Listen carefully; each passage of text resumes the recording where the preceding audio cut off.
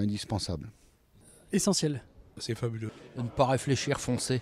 Ça m'a élargi des idées. Épanouissement personnel. C'est super. Efficacité, ouais. Esprit de groupe. Ensemble, voilà. Convivial. Un accomplissement. Non, c'est vous, ça vaut le coup. Être mieux formé. Compétences et projection dans l'avenir.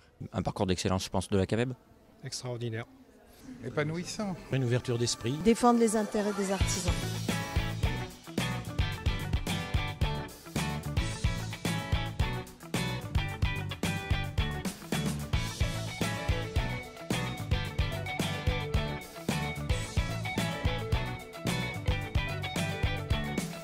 Me faire connaître et faire connaître mon travail et m'exprimer. D'avoir une bonne cohésion du groupe et de suivre tous mes administrateurs. Soutenir les femmes en fait. C'est créer des connaissances en vue d'administrer bien la CAPEB dans laquelle je fais partie. C'était vraiment de connaître ma CAPEB, connaître un petit peu tous ses fondements. Acquérir un maximum d'outils pour pouvoir valoriser au maximum la CAPEB. Le but c'était de se former, d'avoir une meilleure approche de tout ce qui était des lois et surtout de savoir comment défendre la vie syndicale parmi les politiques. Approfondir nos connaissances, savoir exactement à quoi sert la CAPEB pour pouvoir le rendre à nos collègues artisans. Tout a été bon, il n'y a rien de négatif, ça a été un développement personnel et puis l'envie d'aller plus loin au sein de la CAPEB.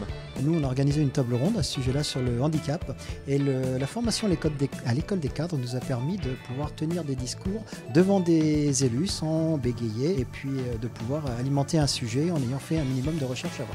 La prise de parole pour faire les tables rondes et aussi les négociations. Comment négocier, comment interpréter tous les signes au niveau par rapport au regard, à la posture. Voilà. Comment affronter les journalistes et les interviews par exemple. Une rencontre avec d'autres artisans, ce qui est très important parce qu'on travaille un peu seul et le fait de pouvoir se réunir et se confronter avec tous les problèmes que l'on a, c'est très enrichissant. Paradoxalement, c'est une construction personnelle, c'est-à-dire qu'on aide, on accompagne les élus départementaux et régionaux à faire la réflexion d'eux-mêmes sur leur parcours au sein d'une organisation professionnelle comme la CAPEB. J'encourage de toute façon tous les prochains à s'inscrire et à faire le parcours de l'école des cadres parce que c'est très intéressant d'aller jusqu'au bout. On apprend tous les jours. On a besoin de gens dans la CAPEB pour pouvoir suivre notre mouvement et essayer de développer au maximum nos droits.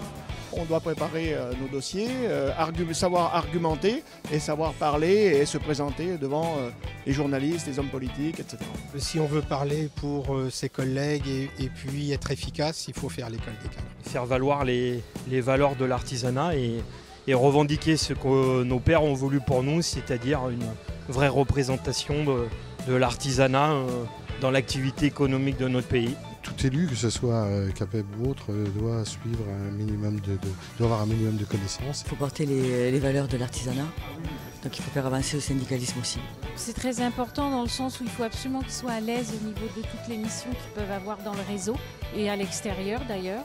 Donc en s'affirmant en tant qu'élu et en s'affirmant avec tous les messages du réseau CAPEB.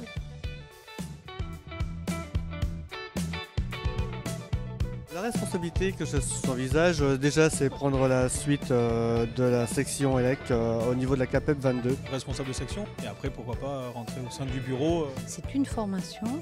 Après, si d'autres formations peuvent amener, que ce soit au niveau technique ou au niveau plus relationnel, je pense qu'il faut continuer, il ne faut pas s'arrêter. S'investir dans la CAPEB, c'est la suite logique d'une transition.